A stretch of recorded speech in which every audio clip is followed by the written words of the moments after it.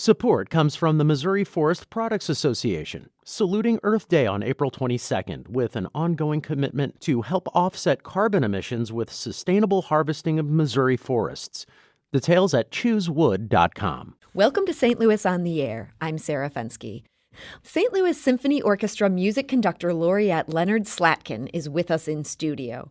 And despite his photo mistakenly being inserted into the Emmys In Memoriam tribute a few weeks ago, he appears to be alive and well. In fact, this weekend, he again takes the podium at Powell Hall. In addition to the local premiere of Mozart's Oboe Concerto, he's conducting the world premiere of Variations on a Theme of Paganini. It was composed in celebration of Slatkin's 75th birthday.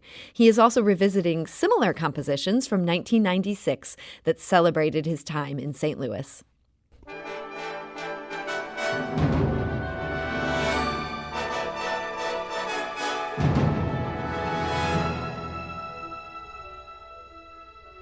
That's the opening brass fanfare from the piece in 1996. And yes, we'll hear that again at Powell Hall this weekend. So Leonard Slatkin, without more fanfare, welcome to the show. Nice to be here. So first off, you're not dead yet. Not yet. How did you find out that you'd been featured on the Emmys In Memoriam? I was in Ireland. I'd conducted a week of concerts with the RTE Orchestra in Dublin, and my wife and I decided, since we had some free time, to just hop in a car and drive around and see the country. So we were somewhere near Derry, and we were staying overnight in a lovely hotel. I happened to wake up at 4 a.m, being a passionate baseball fan, always Cardinals, of course. I went to my computer to see how things were. I know the games had taken place. It was on a Sunday. And lo and behold, the inbox was getting pretty full with messages. So at 4 a.m, I discovered that I was no longer around. But I hadn't seen anything other than just this mistaken photo and people wondering what had happened. What was troublesome, of course, is why were people who thought I was dead writing to me? Right. I don't know that there are anything such as computers or internet connections in the afterlife. Maybe. So I went back to bed, and then the next morning there were several requests for interviews. And I didn't want to make a big deal out of it because, for me, it was more the slight to Andre Previn, who was the person who had passed away. They put your photo right with his segment. So I did 3. I did one for a radio station. I did one for a newspaper. And then there came this request from the Jimmy Kimmel Show. And it was actually, It was quite funny to listen to. Let's give just a brief listen to the very beginning here. This was kind of unbelievable. There was a mix-up during the In Memoriam montage last night. Oh, look at this. Okay, so that man is not Andre Previn. That is another conductor, a gentleman named Leonard Slatkin, who's the music director laureate for the Detroit Symphony Orchestra and is alive. I say Symphony Orchestra. And apparently he was just as surprised as anyone to find out that he passed away. So we tracked him down. He's in Ireland right now. And joining us live, I think, please welcome the newly resurrected Leonard Slatkin. Hello, Leonard. Thank you very much. I'm very happy to be here. Now, I guess my first question is, are you dead right now? Some people might wish that, especially among my conductor colleagues, but no, I was really quite shocked to learn that in giving their best to Andre Previn, they wound up giving their worst to me. So it was overall a very funny conversation, and I was very intrigued. You mentioned on the show that Roger Ebert let you get a sneak peek at the obituary for yourself that was on file. That must have been a very odd read. I was very good friends with Roger and respected him perhaps more than any other person writing for film. Having grown up in Hollywood, I was a child of motion pictures, movies. Roger always called them movies. He never said motion picture as far as I know. Certainly not cinema. And I would go to screenings with him. So I got to see a lot of films in advance when I was visiting Chicago, either conducting or listening to concerts there. This is during my years of being the assistant conductor here. So we had come out of the screening, and he asked me if I wanted to see the newsroom where he worked. And I did, and I went, and it was absolutely perfect. His desk was a mess.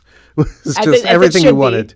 Yeah. And then he asked me if I wanted to see the obituary. Now, you're in the early years of computers, so it was a little harder to get access to stuff, but there it was. And it was about 4 or 5 paragraphs long, and I thought, that's really depressing. It does seem depressing. And what he said is, all newspapers keep this kind of thing on pretty much anybody who has any sort of notoriety in the public eye, and a lot of people who don't, of course. It's really unusual to see your life boiled down to that. It's kind of like reading what they write on a book cover or something like that, or a bio that gets sent out. That's it. But every newspaper's ready just in case something happens in the next few minutes. They're all ready to go. Maybe that's why you were getting all those emails in Ireland. They wanted to know whether to queue up the obituary. Yes. But after that show, I kind of put the, I don't want to say it's an incident, but I did realize something. I found out that within 24 hours, more than 65,000 people had seen this clip online. And for somebody basically invested in the classical music industry, that's an amazing number. You don't have that very often. So in some sense, there was a chance at least to honor Andre and talk about his contributions, but also to get my own name out there to people who really don't know who I am or what I do. It's very, very interesting. Yeah, and a good opportunity, and I'm sure going on Kimmel only helped with that as well. Yeah. So, well, let's talk about the real reason you're here, and that's not just to relive your comedic triumph or to contemplate relive mortality. my death. Yes. Now, in 1996, you conducted the initial 5 variations on a theme of Paganini as a celebration of your time with the St. Louis Symphony Orchestra. So, why are we revisiting that right now? I celebrated my 75th birthday, 70th, I wish, 75th on September 1st. And this year, I decided, rather than commission one big piece from a existing composer, and my go-to person for that would have been my wife anyway, I would do something a little more unexpected. I remembered these sets of variations and thought, wouldn't it be interesting to add 5 more to this mix?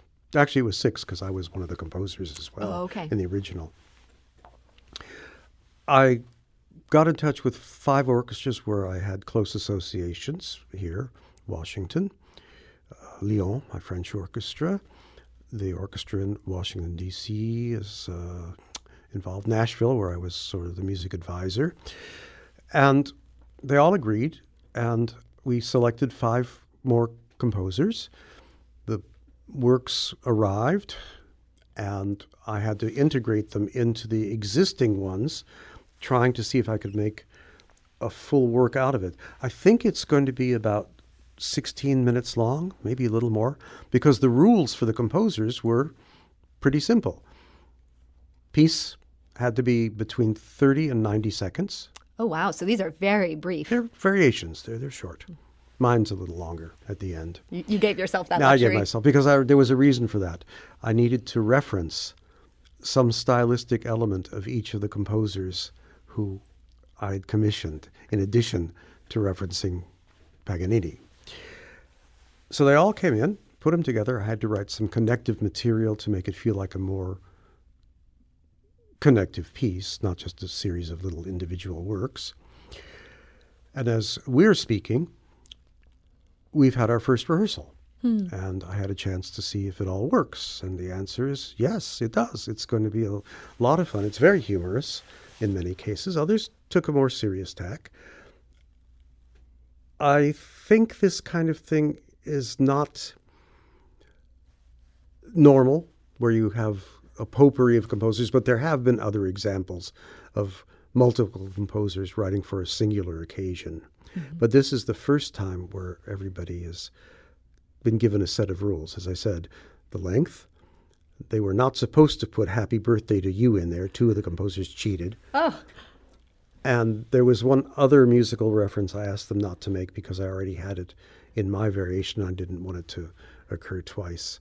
I think the audiences are going to have a lot of fun with this. And if nothing else, in the span of these 16 or so minutes, they're probably going to hear more American composers than they'll hear in a whole season. Yeah, it seems like this great little sampler. Now, Yeah. as you mentioned, your wife is one of these composers, and your son is as well. Yes. Tell us a little bit about your wife's piece. It's called the Paganini Stomp. Yes. My wife is a very distinguished composer, well recognized and established. In recent years, among things she's been doing is transcribing arrangements made by my father. In the last couple of years of his life, he did different kinds of lighter music arrangements. One album he made took classical music and sort of set them in different popular idioms like country, Western music, Muzak type things. And my wife decided she wanted to kind of emulate one of these arrangements in her own work, which indeed ends with the orchestra stomping one foot down on the last beat. So that's why it's called that. My son's piece, he's 25, he lives out in LA, he's composing for motion pictures and television. His piece is called Paganini Goes to the Movies, because my son is writing for the movies. So if you listen very closely, you will hear a John Williams reference. Oh, how And nice. John and I are very, very close. So that was that connection. I had to include him. Other composers also used different elements of parts of our own relationships. There are a lot of in-jokes that the audience won't quite get. Give us another example of part of your relationship or an in-joke that the composer has sort of ran with. John Corigliano, who was the composer who was the St. Louis end of this group of composers, wrote his variation, which is called Apotheosis, and then in parentheses, he says 90 seconds, which was the outer limit of the time I allowed. And his challenge, of course, is to see if I can actually hit it in 90 seconds and be right on the dot. And will that be a challenge? Yeah, it's Yes. hard because it's slow. Okay. Fast ones are easy. So that's one example.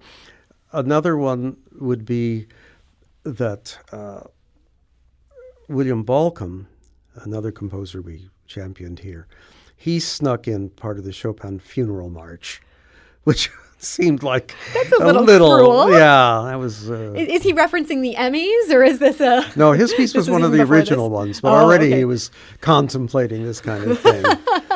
It's nice to know that musicians can be so hard on each other, the same kind of ribbing that... Well, I wouldn't have commissioned anybody who didn't have a great sense of humor. Yeah. So we're here today talking to Leonard Slatkin, and he's talking about the show that he will be conducting this weekend at the St. Louis Symphony Orchestra. Among the composers are his wife, Cindy McTee, his son, Daniel Slatkin, and then there's 3 other new pieces that are part of these new 5 variations that he's added to the previous variations. It must have been a real challenge to make all these pieces come together. Different themes, different sounds. Yes. What was the hardest part of that? The hardest part was probably clearing all the rights, because each composer has their own publisher, they have their own set of ideas of how their variation would go. So my job was to turn it over to St. Louis, who was the instigator, as it were, in terms of coordinating everything. They had to get all these rights cleared. Once all that got done, everybody wrote their pieces. It came to me. I looked at the original pieces from the first set of variations, tried to figure out what the new ordering of the works would be. And in a couple cases, I had to write some connective material to allow the percussion instruments to be able to be accessed by the musicians. So they have to move some things.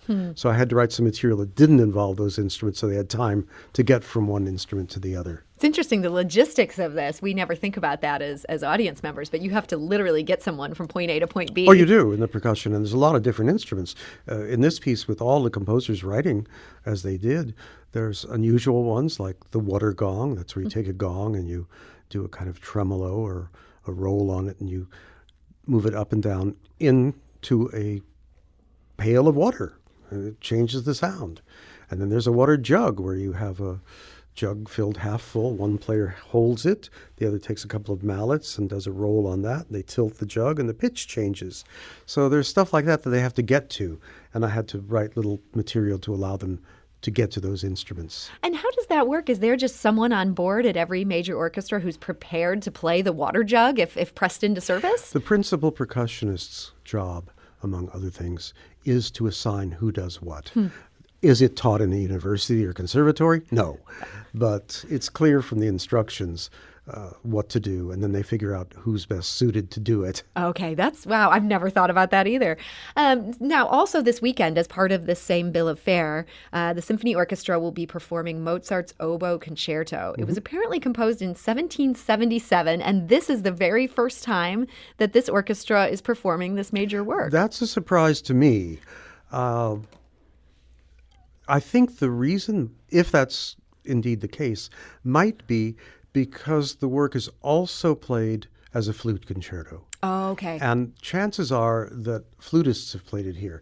It might indeed, though, be the first time an oboist has done the version that Mozart wrote originally. It's a very entertaining, very lovely piece.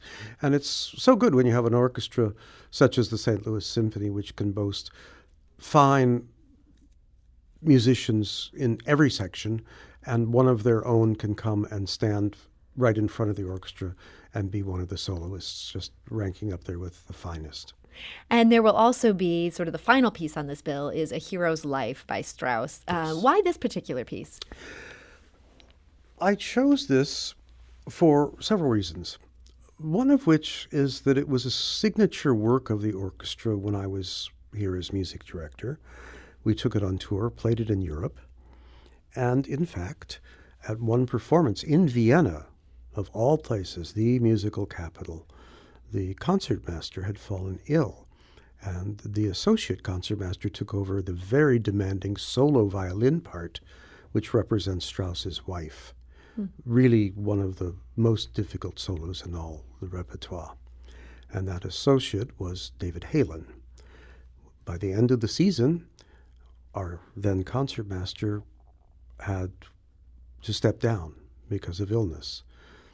Rather than go through the lengthy and arduous procedure of auditions, I went to the orchestra committee and I said, why don't we just put David in the chair? If he can play this piece and knock everybody out in Vienna, he should be just fine here. They all agreed, and David became the concertmaster. Wow. So that's kind of ended up having this significance to his career Yes. as well as some resonance for you. Yes. And it's a great piece. It's a reflection by the composer on his own life to that point. Some people have been critical of it because they don't think music is a place for autobiography, especially when he takes aim at his critics, which he does. But then he references in one other section all the pieces he's already written. Now, he has yet to write his great operas, but this would be not exactly the last orchestral piece he wrote, but a kind of summation of his life to that point. And already firing back at his critics. I love it. Yeah. So I understand you recently moved back to St. Louis. I've been here for a little over a year now. When I stepped down from the Detroit Symphony a year and 3 months ago, I guess, my wife and I were trying to decide where we would go. I didn't want to be a music director anymore. I've done that for more than 40 years. But I still wanted to conduct, so I'm not retiring. But I also have other projects. And we needed a place that would work for logistic reasons, but also one that felt comfortable. First thought, of course, was to go to the West Coast where my son is. But between earthquakes and floods and taxes and property and all that, fires, no. Then we thought maybe somewhere in Arizona or New Mexico, because we love it there. Didn't really know anybody. That didn't seem right. Thought a little bit about the Northwest. Too cold. And then I was conducting here. It was a year ago, almost a year ago exactly, I guess. And Cindy, who didn't know St. Louis so well, had to go out to Frontenac to pick up something. And she really enjoyed the drive to get out there, saying, this is really lovely here. So the next day she started looking around, didn't find anything. But a month later, She did. And so we had a house that was partially under construction, allowing us the opportunity to just kind of figure out where we wanted things to be. And we chose to move here. We still have a lot of friends. We have not anything near the driving distances that we had in Detroit. It took 35 minutes to get to the airport. Oh, yeah. Here, 12 minutes from One there. of the great advantages. Yes. You're 15 minutes from everywhere. Yeah. Unfortunately for me in my career, to get to most of the places I have to get to, I have to change places, change planes. And in Detroit, that's one real positive there. The airport, because of the automobile industry, allows flights pretty much to anywhere in the world. But that's St. okay. Louis, you still chose it over Detroit. We're Well, very flattered. Have you ever been to Detroit in February? No, that's true. I mean, you're right. It's grim. Do you find that the city has changed a lot since you last lived here? It's a yes and no question. I'm very familiar with it because I've come back almost every year to conduct. Some of the neighborhoods are the same. I'm pleased to see the downtown area just completely transformed over the course of the years. I think that there are other elements that I like, the feeling of both a big city and a small town at the same time. It's really a lovely thing. There remains a strong interest in the culture. It is probably a city that is one of the better kept secrets nationally. They don't think about St. Louis quite so much. Maybe in the future there'll be more interest on the part of national and international corporations to settle here. A couple of them are doing well. Others should take advantage of the unique things that the area has to offer. But I still feel the same connection. Now remember, my grandfather in 1911 settled here from Russia. My father was born here, played in the orchestra. I was here 27 years, and my son was born here. So the four-generation connection made this move very, very easy. That's Leonard Slatkin. He's music conductor laureate of the St. Louis Symphony Orchestra. He takes the podium this Saturday and Sunday to perform the world premiere of his 75th birthday celebration, as well as works by Mozart and Strauss. And if you can't make it to Powell Hall, you can listen to the Saturday concert here on St. Louis Public Radio. Our coverage begins at 8. We also want to invite you to a special edition of St. Louis on the Air being recorded this Friday at 7 p.m. NPR Silicon Valley correspondent Arthi Shahani will join us in Grand Center to talk about her new memoir, Here We Are. It's a free event, but we ask that you register in advance at stlpublicradio.org/events. This is St. Louis on the Air on St. Louis Public Radio, 90.7 KWMU.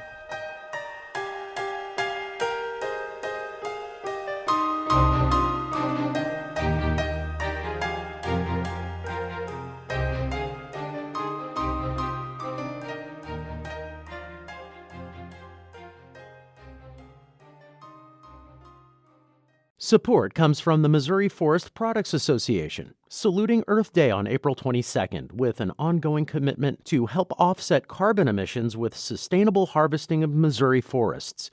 Details at choosewood.com.